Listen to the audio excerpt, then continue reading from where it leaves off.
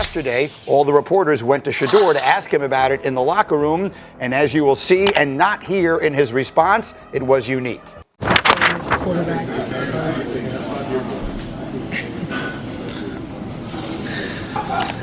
How much has Joe been important to both you and Dillon in terms of your guys' development to this point? He is not making any noise. So, Shefty, can you explain for all the people who have not yet heard and are wondering what in the world is going on there, what was going on? Well, what was going on was on this set on Monday, Rex Ryan was highly critical of Shedeur Sanders. And in the process of his criticism, he said that Shedeur Sanders should keep his mouth shut. Those were Rex's words. Right. And so clearly Rex's clip went viral. People heard about it. And clearly Shedeur became aware of it because he decided to listen to Rex and keep his mouth shut. What happens when an NFL rookie refuses to say a single word at his press conference? No rants, no fiery quotes, no emotional outbursts, just silence. That's exactly what happened when Cleveland Browns rookie quarterback Shedeur Sanders walked into the media room and decided that actions, or in this case, silence, speak louder than words. In a single press conference, Sanders managed to capture the attention of the entire sports world without saying anything at all. But what drove him to this unusual act? Why did silence become his most powerful weapon? And what does it reveal about the growing tension inside the Browns organization? Stephen A., when you see that video, what's your reaction? I'm not going to overreact to it. I'm just going to say that he has to know that other people are going to look at him and consider that immature. I don't consider him immature. I think that he can play. I think that he's a leader. I think that a lot is prejudged when it comes to him. I think it's unfair. I can't wait to see him get his chance on the football field or whatever. At first glance, it seemed like a normal post-practice media availability. Cameras were set, reporters were ready, and the Browns' rookie quarterback, Shedeur Sanders, walked in as expected. But what followed was anything but normal. Instead of answering questions, Sanders sat down, looked directly at reporters, and responded with pure silence. When asked about his thoughts on the Browns' depth chart, he folded his arms and raised his eyebrows. When pressed about his readiness to start, he gave a small shrug. A reporter asked if he was frustrated. Sanders pointed to his lips, then zipped them shut. It was a performance that felt half mime act, half protest, and entirely intentional. Sanders had made his point. He wasn't going to play the media's game, not after the Browns' controversial quarterback decision. He stood there, he smiled, and he mimed his responses to the reporters' questions. It's a new twist on "I'm just here so I won't get fined." And really, I don't know what the consequence, if any, would be, because the NFL doesn't require you to say things that are responsive to the questions. And the NFL's rule isn't that you must give substantive answers. They don't police your content to ensure that you're giving the reporters something they can use. They just want you to be there. If you choose to give non-responsive answers, say, yeah, in response to every question, they're not going to do anything to you because basically you're doing it to yourself. To understand this act, you need to understand the trigger. Just hours before the press conference, the Browns released their official quarterback depth chart. The decision shocked fans. Dillon Gabriel, the rookie from Oklahoma, was named the starting quarterback.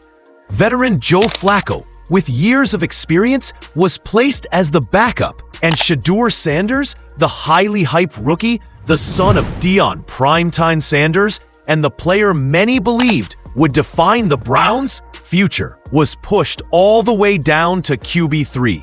For a player drafted under the bright lights, with national media attention, a massive fan following, and expectations to become the next face of the franchise, this was a gut punch.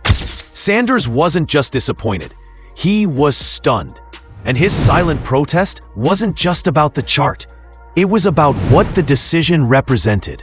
I do not believe that Shedeur can serve two masters. I do not believe that Shedeur can serve the community and can serve the coaches. Because when he goes out there and does that whole mime thing, everybody's like, bruh, Shedeur, that was hilarious. Shedeur, that's jokes. Yo, you see Shedeur mimed it? You think Jimmy Haslam, the owner of the Browns, who I know, you think Jimmy Haslam's like, Shedeur, that was hilarious, bro. You think head coach, former coach of the year, Kevin Stefanski was like, bro, you see what Shedeur did? He mimed this whole, no, they didn't do that. They're sitting there like, oh man, this kid again. And now for those. Normally, when rookies are benched or dropped in depth charts, they respond in cliches. I'll keep working, I trust the process, my time will come. But Sanders refused to play that script. Instead, he turned his press conference into performance art. The video commentary describes it best. His silence became deafening. Think about it. In a league where every quote is dissected, every tweet analyzed, and every soundbite turned into headlines, Shedeur Sanders managed to dominate the conversation by doing the opposite. But the story doesn't end with the press conference. Inside the Browns front office, tension was brewing. Reports suggested that not everyone agreed with head coach Kevin Stefanski's decision to bench Sanders. General manager Andrew Berry reportedly wanted Sanders to get more reps, believing his upside and star power were worth the gamble. Coach Stefanski, however, stuck with the safer, veteran-driven path.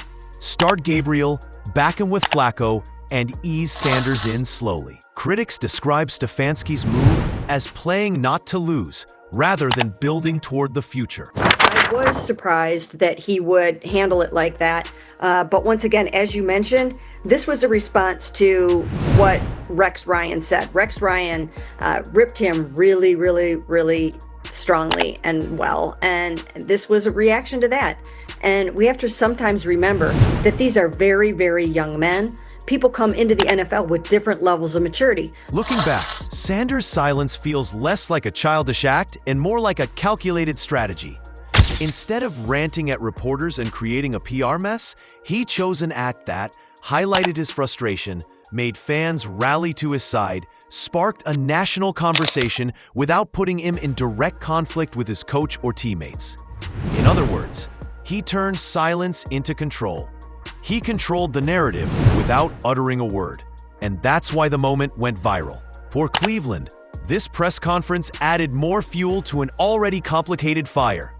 The Browns now face two pressures. Internal pressure.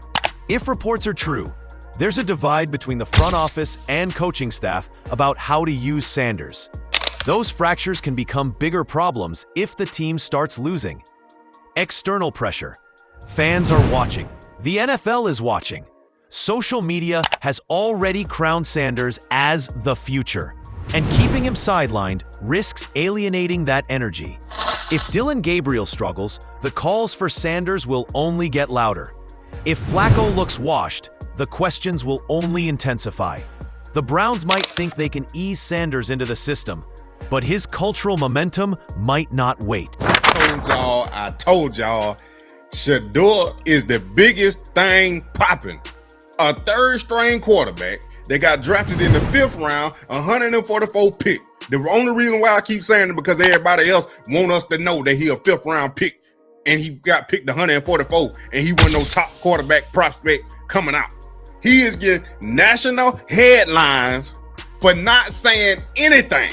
When he do talk, he get national headlines, and now that he ain't said nothing, he's still getting national headlines. This is ridiculous. At its core, this is bigger than one depth chart. This is about the clash between old-school football thinking and the modern, entertainment-driven NFL. Stefanski represents the cautious, veteran-first mindset. Control the ball, limit mistakes, don't gamble on potential. Sanders represents the new wave, players who aren't just athletes, but brands, entertainers, and cultural touchpoints. The silent protest exposed this tension. It wasn't just a rookie refusing to talk. It was a symbol of the growing pressure for the NFL to evolve. In the end, Shedeur Sanders' press conference might go down as one of the most unusual moments in recent NFL history. A rookie quarterback, silenced by his team's decision, chose to flip the script and silence everyone else instead. And it worked. Instead of being a quiet footnote, his silent protest dominated headlines, fueled fan movements, and exposed the internal cracks within the Browns organization. Whether you see it as immaturity or brilliance, one thing is certain. Silence made Shedeur Sanders louder than ever. And for the Browns, the clock is ticking. Because in today's NFL, silence doesn't last forever. And sooner or later, they'll have to let Sanders speak on the field.